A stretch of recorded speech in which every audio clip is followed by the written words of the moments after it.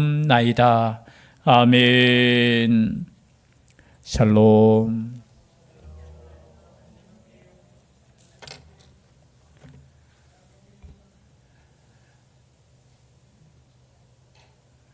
항상 묻습니다. 식사들은 하셨습니까? 아유, 감사드립니다. 이은정 집사님 식사하셨어요? 이은정 집사 맞죠? 예. 너무 멀리 떨어져 있으니까 잘 안 보입니다. 식사는 못했다고 하네요, 그죠? 또 일 마치고 곧바로 오신다고. 하나님께서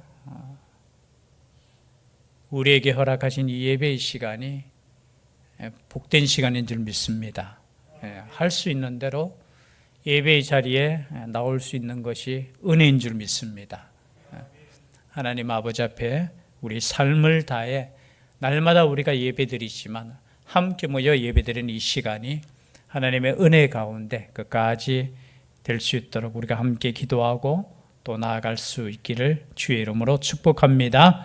오늘은 특별히 시편 56편입니다. 제목이 어떻게 되어 있죠? 제목 한번 읽어볼까요? 시작. 다윗의 믹담시 인도자를 따라 요낫 엘렘 르호김에 맞춘 노래.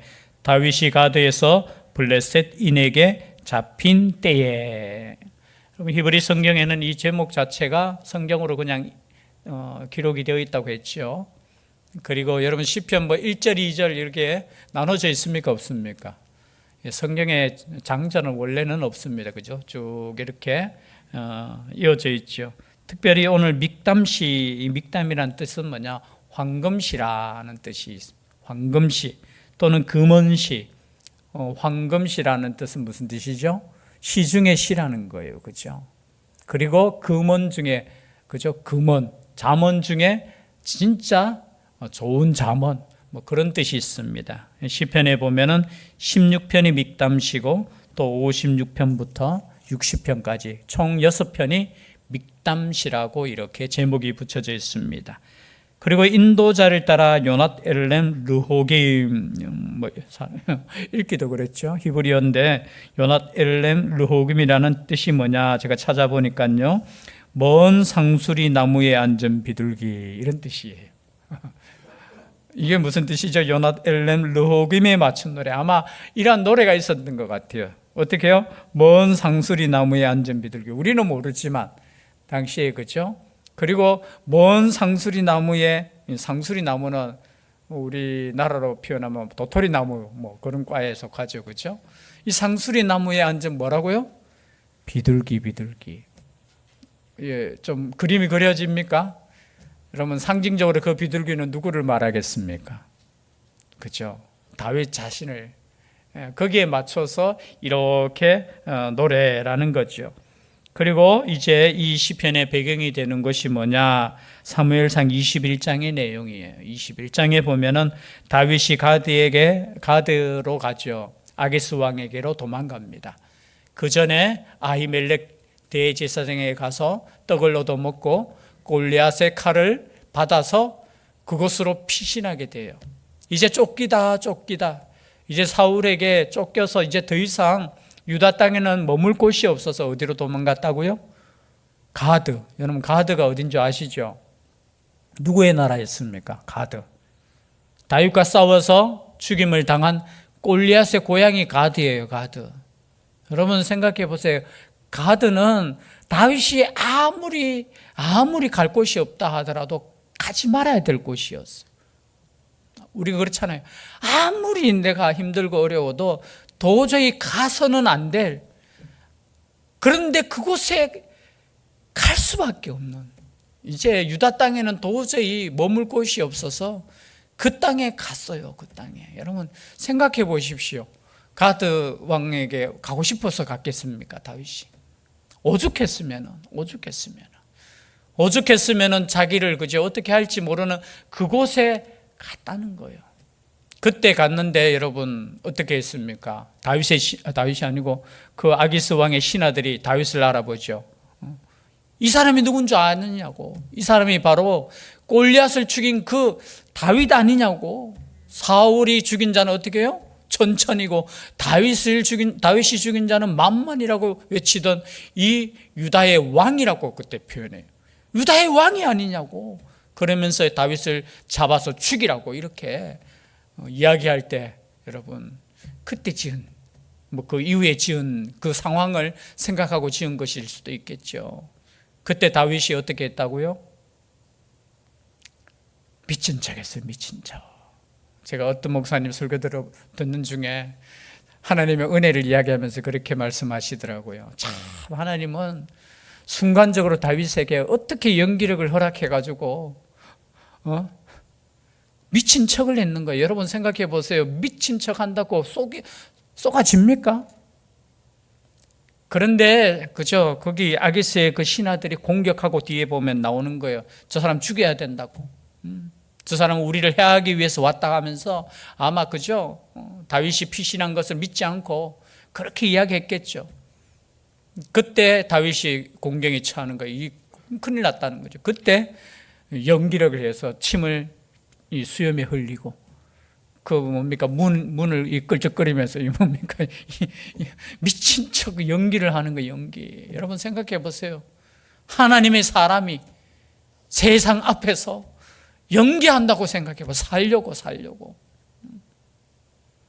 저는 참 그 모습이 마음이 아픈데 어떤 목사님 설교하시는데 야 하나님은 진짜 기가 막히게 그때 또 어떻게 그걸 연기할 수 있는 그 지혜를 주셔가 연기를 이렇게 연기도 잘 하셔야 돼요.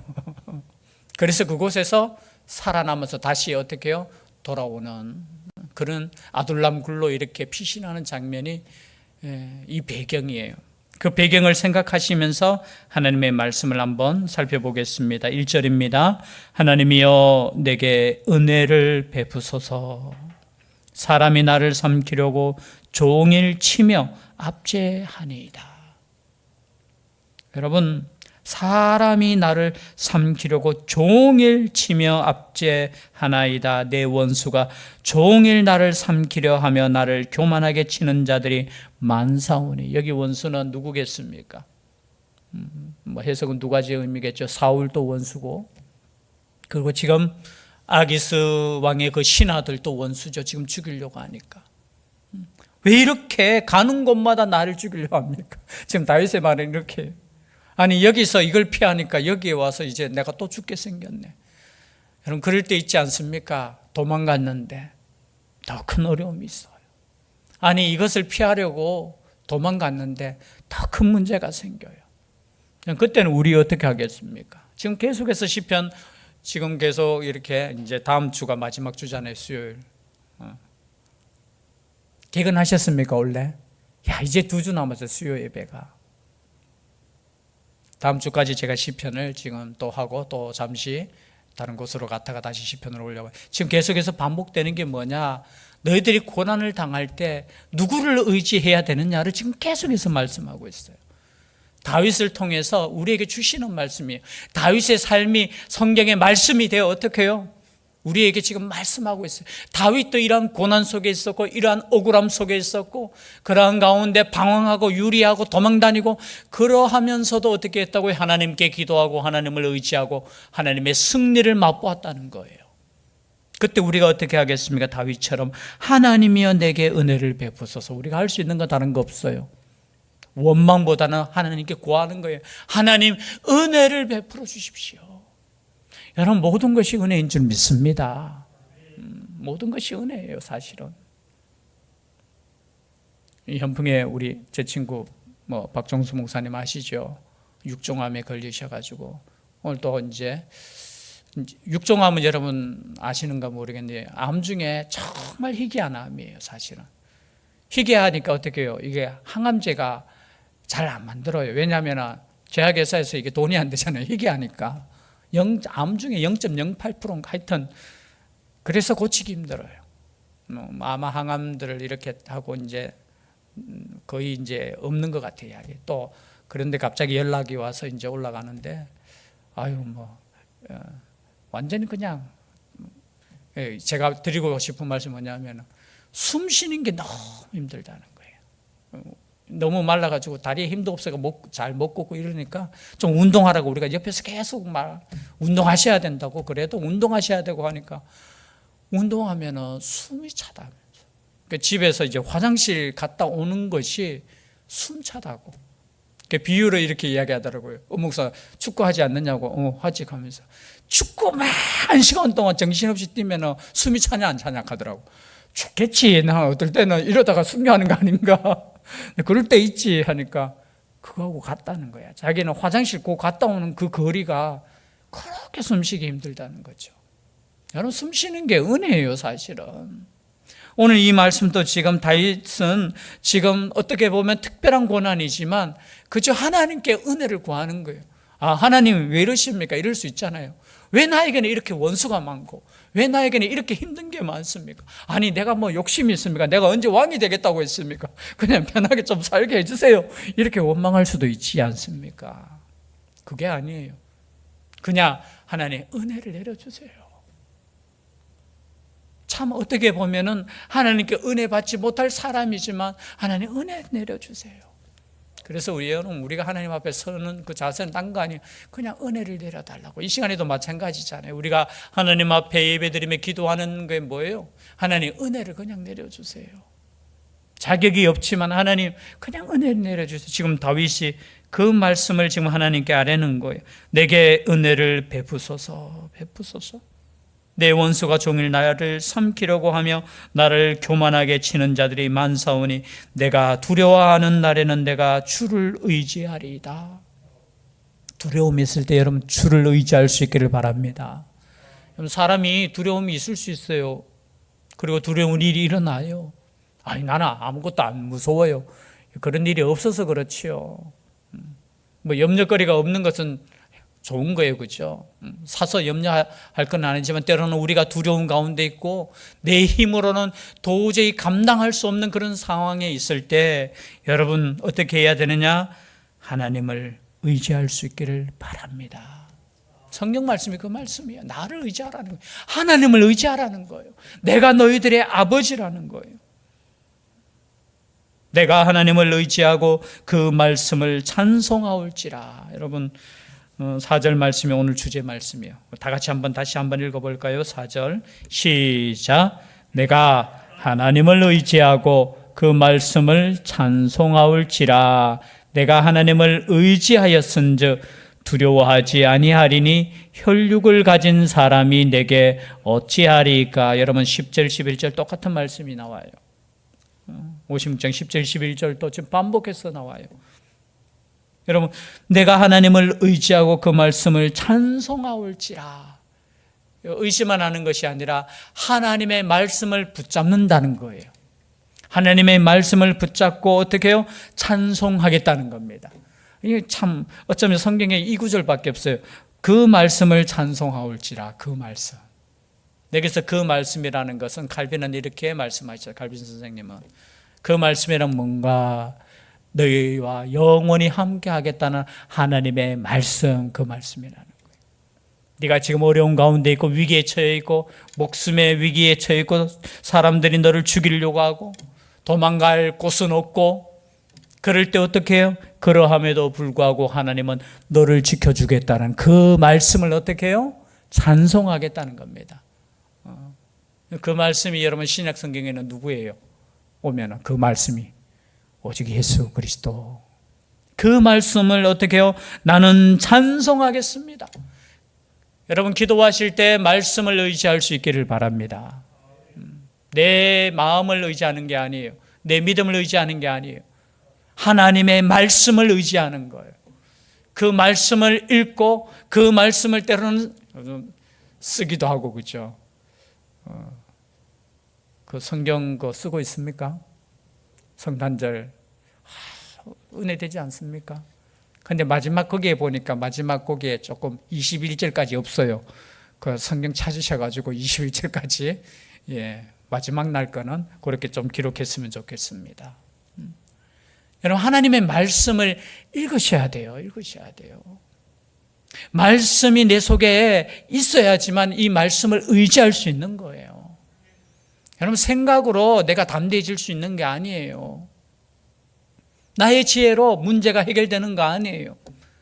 하나님이 나와 영원히 함께 하시겠다는 그 약속의 말씀을 붙잡고 기도하는 거예요. 그게 오늘 주제예요. 하나님의 말씀을 붙잡아야 된다는 거예요. 여러분, 우리가 기도할 때 하나님의 말씀을 붙잡지 않고 때로는 우리의 생각으로 그냥 기도할 때 있어요. 물론 기도한다고 해서 여러분 그때 뭐 말씀을 외우고 그런 뜻이 아니고요. 하나님의 말씀을 믿기 때문에 이 말씀을 의지해서 하나님께 나아가는 거예요. 은혜를 구하는 거예요. 하나님이 약속해 주지 않으셨습니까? 나와 영원히 함께 하시겠다고 하지 않으셨습니까? 그래서 여러분, 하나님의 말씀을 읽지 않으면요, 우리는 뭐 믿음이 있는 것 같지만요, 아니에요. 저는 항상 예배 시간을 중요하게 말씀드리면서 제가 어릴 때부터 하면 그렇지만요, 이 수요 예배는 제가 중2 때부터 나왔는지 중3 때부터 나왔는지 모르겠어요. 제 머릿속의 기억에는 중3 때 제가 선생님께 가가지고, 그때는 중3 때도 야간 자습, 저는 수요일 날은 이제 예배 드리러 가야 됩니다 하면서 하니까 시기하면서 뭐 가더라고요. 교회 다니냐고. 예, 교회 다닙니다 하면서. 수요예배 가야 됩니다 하면서. 수요예배 계속 그때부터 나왔던 것 같아요. 근데 왜 그러냐면은 하나님의 말씀을 듣지 않고요, 하나님의 말씀을 읽지 않고 기도하지 않으면, 여러분 한 달만, 죄송한데 그러지 마세요. 한 달만 예배 빠지고요, 성경 안 읽고 기도 안 하면요, 여러분 하나님이 어딨나 이렇게 말할 정도가 될 수도 있어요, 우리 자신이. 그래서 우리의 마음속에 하나님의 영이 항상 함께 계시지만, 여러분 말씀을 여러분 읽을 수 있기를 바랍니다. 이 말씀이 내 속에 역사해야 되는 거예요. 역사해야 되는 거. 이 말씀은 단순히 지식적인 게 아니에요. 이 말씀 자체가 우리가 읽고 우리가 묵상할 때 이 말씀이 내 속에 함께 하는 거예요. 그래서 예수 그리스도께서 우리와 영원히 함께 하시겠다는 그 약속의 말씀을 통해서 함께 하는 거예요. 그 말씀을 어떻게 하겠다고요? 찬송하겠다는 겁니다. 찬송하겠다는 거. 여러분, 하나님을 찬송할 수 있기를 바랍니다. 그 말씀을 찬송할 수 있기를 바랍니다. 그 말씀을 자랑할 수 있기를 바랍니다. 그러면 어떤 역사가 일어날까요? 다윗처럼 연기력이 막 나오는 거예요. 그리고 빠져나올 수 있는 거. 제가 하여튼 그 목사님 설교가 너무 뇌리에 박혀가 저는 그냥 넘어갔는데, 아니 아기스가 바보지, 그 연기하는 그것을 어떻게 속아 넘어가느냐고. 그게 은혜라 하면서. 맞아요. 5절입니다. 그들이 종일 내 말을 곡해하며 나를 치는 그들의 모든 생각은 사악이라. 그들이 종일 내 말을 곡해하며, 곡해한다는 뜻은 뭐예요? 이 굳게 해석한다는 거예요. 아마 아기스의 그 신하와 사울 왕이 그렇겠죠. 다윗이 자신을 변호하고 나는 그런 사람 아닙니다라고 했을 때 어떻게 해요? 그 말조차도 곡해하는 거예요. 여러분, 하나님의 말씀도 곡해하지 마시기를 바랍니다. 곡해하지 마세요. 곡해하는 사람들이 많아요. 때로는 여러분, 다른 사람의 말을 여러분 너무 이렇게 꼬아서 듣지 마시기를 바라요. 자기의 마음이 꼬였는 거예요. 곡해하지 마세요. 그냥 있는 그대로 그냥 받아들이세요. 있는 그대로. 그런데 사람들이 어떻게 해요? 자신의 말을 곡해하며 나를 치는 그들의 모든 생각은, 그리고 6절에 보면은 내 생명을 엿보았던 것과 같이 또 모여 숨어 내 발자취를 지켜보나이다. 야, 여러분 이러면 살 수 있겠습니까? 나를 지금 죽이려고 항상 엿보고 있고, 그리고 내가 어떤 길을 가느냐 이거 지켜보고 있다고 생각해 보세요. 신약시대에 예수님이 그랬잖아요. 예수님이 가는 곳마다 누가 따라다녔어요? 당시 종교 지도자들이 보낸 사람들, 스파이들, 바리새인들. 예수님의 그 입에서 나오는 그 흠을 잡기 위해서 그 입을 지킨다고, 그죠? 여러분 제발 이렇게는 살지 마세요. 흠 잡으려고. 죄송한데 요즘 정치하는 거 보면 저는 개인적으로는 참 마음이 안 들어요. 물론 참 나라를 위해서 열심히들 하지만 그냥 흠 잡으려고 하는 모습만 이렇게 보이는 것 같아서 저 사람들이 하루 종일 뭐 하는지 모르겠어요. 나라가 지금 어떻게 가는가 고민하고 함께 의논하고, 정권 잡으려고만 하지 말고 정말 함께 양보할 것 때로는 양보하고. 아니 이런 사람들이 왜 이렇게 없어요? 그냥 느낌에, 제가 좀 잘못 볼 수도 있는데 또 방송에서 그런 것만 나와서 또 그럴 수도 있는데요.